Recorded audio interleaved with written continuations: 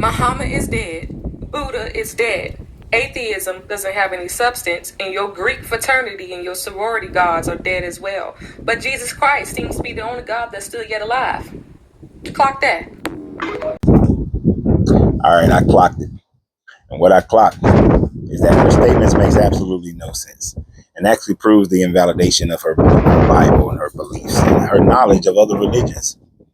You see, if she was trying to compare what God is alive and what God is dead, then she would not have said Muhammad. She would not have said Buddha. She would not have talked about the gods of the fraternities and the substance part of atheists. We'll get to that. But let's look at what she's talking about. She's trying to compare Jesus, who y'all believe, Christians believe, is a God. Yet, Muhammad is not a God. Muhammad never claimed to be God. He never claimed to be part of a trinity. Allah is their God.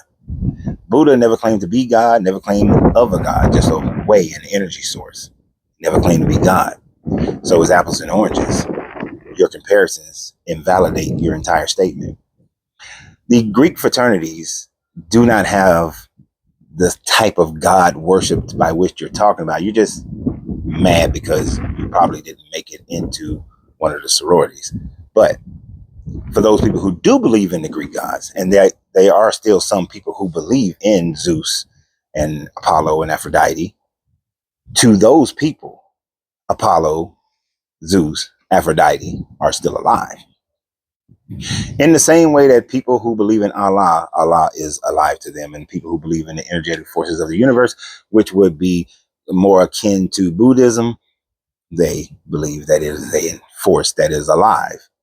So to claim that all of these are dead shows that you only know the religion that you were born into, and you think you got something real slick to say, and so you're saying it, and you make it think it sounds good.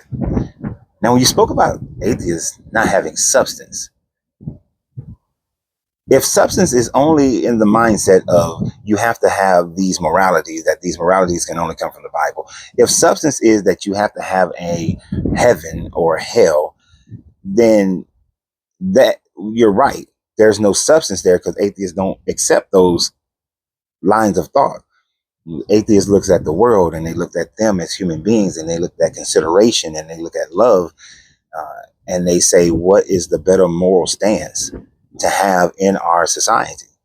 Is it a better moral stance that we not murder people? Is it a better moral stance that we not steal from people? Is it a better moral stance that we do not essay women or men? Is it a better moral stance that we are good to children and not abusive towards children? Atheist looks at humanity and what is best for humanity, devoid of a book that says, if you are different from me, you go to hell. If you are different from me, it is okay for me to genocide you because I am the chosen children and you are not the chosen children. Atheist looks at slavery and doesn't have to deal with the idea that at one point your book validated slavery, and it was pushed by the narrative of your book. And then when the people didn't like the ideas of slavery, they tried to flip the book and make it seem like it didn't validate slavery, but yet it still validates slavery, as well as the ill treatment of women and the ill treatment of children. The Geneva Convention says that when I was a Marine and we captured Iraqi troops, that we had to feed them and care for them and provide them medicine and food and water. But according to your book, when they got to the city of Jericho, they killed all the men, all the women, all the old people, and all the babies, and burned all the animals. The same with AI. Which one is more moral? The genocidal nature of your God or the human decency of the Geneva Convention? Now, in your comments, you've talked about power. That what you really meant was that Jesus is the only one that has power. So let's talk about that idea of Jesus having power. How is that power displayed? Oftentimes, Christian will claim that the power of Jesus is displayed in the fact of healing people. Power is displayed in the answering of prayers. Power is displayed by bringing you through a troubled time.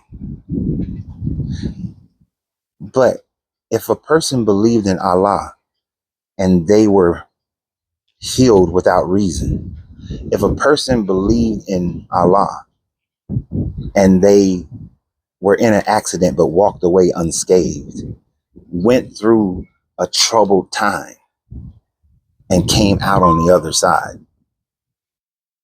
they would give that power to Allah. You see, power of a God is incredibly subjective to the God that you believe in.